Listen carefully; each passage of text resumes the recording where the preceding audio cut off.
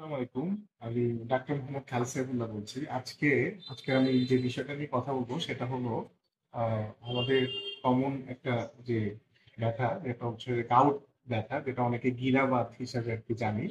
তো গাউট নিয়ে আজকে কথাবার্তা হবে যে কিভাবে হয়, কেন হয় এবং এটা প্রতিকার কি। তো প্রথম আমরা যে বিষয়টাতে আসি সেটা হলো গাউট এক ধরনের হচ্ছে ইনফ্লামেটরি আর্থ্রাইটিস, যেটা হচ্ছে হঠাৎ করে জয়েন্ট সিভিয়ারলি ব্যথা হওয়া এবং লাল হয়ে যাওয়া, ফুলে যাওয়া, এবং আপনি জয়েন্টে হাত দেওয়ার সাথে সাথে সেই জয়েন্টের অংশটাতে অনেক বেশি ব্যথা অনুভব করা। তো এটা আসলে খুবই অল্প সময়ের মধ্যে হয়ে থাকে।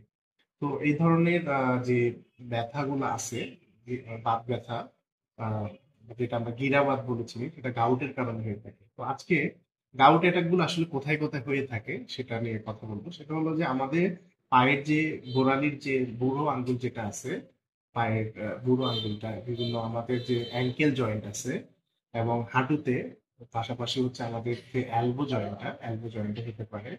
হাতের যে আঙ্গুলের মাঝখানে যে দুই আঙ্গুলের যে জয়েন্ট গুলো আছে, জয়েন্ট গুলাতে এই ধরনের ব্যথা অনুভব হইতে পারে।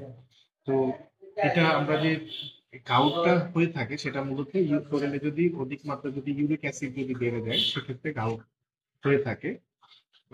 পাশাপাশি গাউট বিশেষ করে যারা বিশেষ ধরনের লাল মাংস বা যে অর্গান, যেটা বিশেষ করে বিভিন্ন প্রাণীর যে লিভার অথবা বিভিন্ন সি ফুড খেয়ে থাকেন, সেখান থেকে হচ্ছে ইউরিক অ্যাসিডটা বেড়ে থাকে।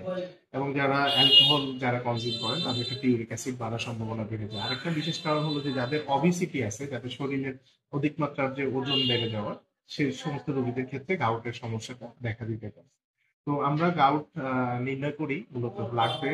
আমরা ইউরিক অ্যাসিডের মাত্রাটা দেখার পরে আমরা গাউট আমরা জানতে পারি গাউট সম্পর্কে ইউরিক অ্যাসিডের মাত্রাটা। তো এক্ষেত্রে আমরা আসলে কিভাবে একটা রোগীর গাউট হয়েছে জানতে পারি, সেটা হলো যে অনেক সময় আমরা জয়েন্ট আছে, জয়েন্টের বিভিন্ন জয়েন্ট ফ্লুইড গুলা নিয়ে সেটাকে আমরা পরীক্ষা করে দেখি। সেখানে যদি আমরা ইউরিক অ্যাসিড ক্রিস্টাল পাই আমরা, তাহলে আরো কনফার্মেটিভ এটাকে ট্রিট করে থাকি। তো এখন আসবো আমরা কিভাবে আসলে গাউটের যে প্রতিকার করতে পারি। সেক্ষেত্রে অবশ্যই আমাদেরকে বেশি বেশি পানি গ্রহণ করতে হবে, এবং বিশেষ করে যে খাবারগুলা রেড মিট, তারপরে হচ্ছে বিভিন্ন অর্গান মিট, বিশেষ করে গরুর কলিজা বা মুরগির কলিজা, এই জাতীয় খাবারগুলা, এবং যে বিভিন্ন ধরনের সি ফুড গুলা আছে, সি ফুড গুলা আমাদেরকে অ্যাভয়েড করতে হবে। আহ, সেক্ষেত্রে আমি আরেকটা কথা বলতে চাই যে গাউটের ব্যথাটা কেমন হতে পারে। সেটা হচ্ছে যে বিশেষ করে গাউটের ব্যথা 4 থেকে 6 ঘন্টার মধ্যে হতে পারে, এবং যেটা হচ্ছে অতিরিক্ত মাত্রার পেইন হবে এবং জয়েন্টটা